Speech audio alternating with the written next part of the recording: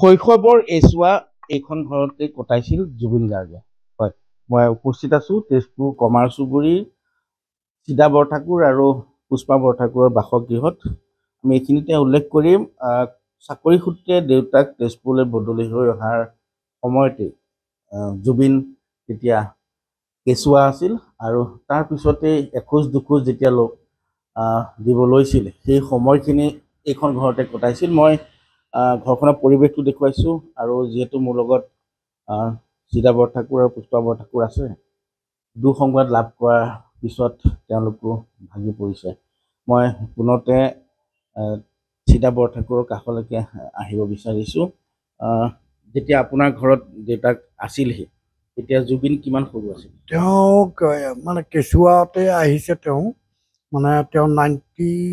74ত আমাৰ ঘৰলৈ আহিছিলে। 74ত তেওঁ কেঁচুৱা দেউতাক মাকে লৈ আহিছে। মোৰ পিছফালৰ ঘৰ এটাতে আছিলে। তেওঁ ইয়াতেই কালি দুঃসংবাদটো পোৱাৰ পিছত কথাখিনি শুনি খুব মৰ্মান্বিত হৈছোঁ। মই দুখ লাগিছে অন্তৰত। তেওঁ ইয়াতেই আছিলে যিহেতু, সেইকাৰণে খুব দুখ লগা অৱস্থাত শুনিলোঁ ঘটনাটো। প্ৰতিজন অসমীয়াই জুবিনক ভাল পোৱা প্ৰতিজন অসমীয়াই কালিৰ পৰা এই দুঃসংবাদ লাভ কৰাৰ পিছতে এই কন্দনৰত অৱস্থাতে সকলো শোকস্তব্ধ হৈ পৰিছে। মই পুষ্পা বৰঠাকুৰৰ পৰা প্ৰতিক্ৰিয়া ল'বলৈ চেষ্টা কৰিম, কিয়নো জুবিনে গৰিমা গাৰ্গক বিয়া কৰোৱাৰ পিছতো কিন্তু এইখন ঘৰলৈ আহিছিল। কি ক'ব, কেনেদৰে পাইছিলে? কি ক'ম, ক'বলৈ মানে ভাষা নাই। যিটো ল'ৰা ধৰাচোন অসমৰ বা ভাৰতৰে কি এটা সম্পদ আছিল, এই সম্পদ নোহোৱা হোৱাৰ কাৰণে আমি বহুত দুখিত। মানে কি, সি সৰুৰে পৰা উৎপত্তি আছিল, অকণমান সি উদাৰ আছিলে। আমি তাৰ লগুণদিয়নীত ৩-৪ দিনৰ আগতেই গৈছিলোঁ আৰু সি বিয়া কৰাই ইয়ালৈ আহিছিলে গৰিমাক লৈ। মানে ভাবিব নোৱাৰো যে সি যে এনেকুৱা এটা হ'ব বুলি। ইয়াৰ পৰা তেওঁলোক যোৱাৰ পিছতো আপোনালোকৰ ঘৰখনৰ লগত তাৰ আত্মীয় সম্পৰ্ক আছে? খুৰাৰ লগত সম্পৰ্ক। খুৰা আহে, খুৰা দুদিনমান থাকে, থাকি যায়, আমাৰ লগতে ফুৰিবলৈ যায়। আমি মানে এনেকুৱা এটা অৱস্থাত এতিয়া পৰিছোঁ, কান্দিবও নোৱাৰা হৈছোঁ, ক'বও নোৱাৰা হৈছোঁ। কি ক'ম, কাক কি ক'ম, মাতিবও নোৱাৰা হৈছোঁ। দেশৰ সি এটা সম্পদ আছিল ন, এই নৱপ্ৰজন্মৰ কাৰণে উঠি অহা এই নৱপ্ৰজন্ম শেষ হোৱাৰ নিচিনা হৈ গৈছে। আৰু সিটো নিজৰ অন্তৰৰ কথা কাকো মানে তেনেকে প্ৰকাশ নকৰে পিছে।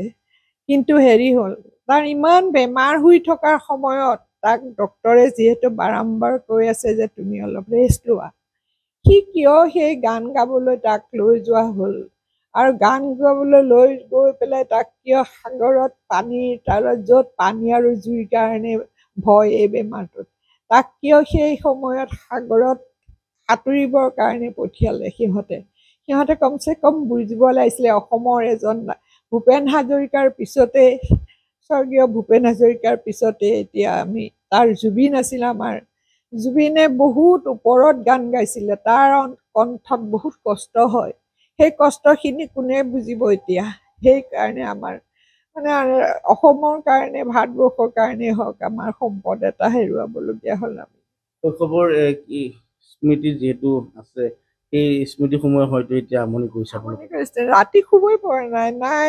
তাৰ মুখখন ভাহি আহে, নাই খুৰাৰ মুখখন ভাহি আহে। খুৰাই কেনেকুৱা অশান্তি। যেতিয়া খুৰী ঢুকোৱাৰ পিছত হেৰি ঢুকায়, জংকী ঢুকায়। জংকীৰ পিছত এতিয়া সৰুজনী আছে আৰু সি আছিলে। এতিয়া খুৰা কেনেকে জীয়াই থাকিব, সেইটো কথাই মানে ভাবি মানে খুৰা খুব উদাৰ আছিলে। খুৰা অন্তৰখন বহুত কোমল আছিলে। আমি ভাবিছিলোঁ সিহঁতৰ ওচৰত আমি কেতিয়াবা যাম, কিন্তু মোৰ অসুস্থতাৰ বাবে মই কলৈকো যাব পৰা নাই।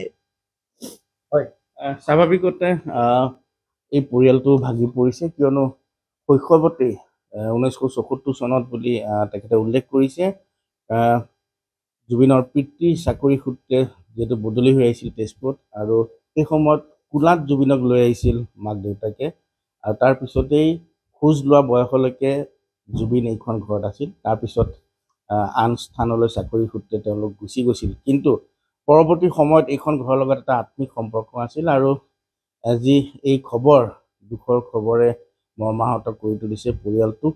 আৰু দেখা পোৱা গৈছে কালিৰে পৰা আজিলৈকে সমগ্ৰ অসমবাসী জুবিনক ভাল পোৱা প্ৰতিজন অসমীয়াই এতিয়া শোকত ম্ৰিয়মান হৈ পৰিছে।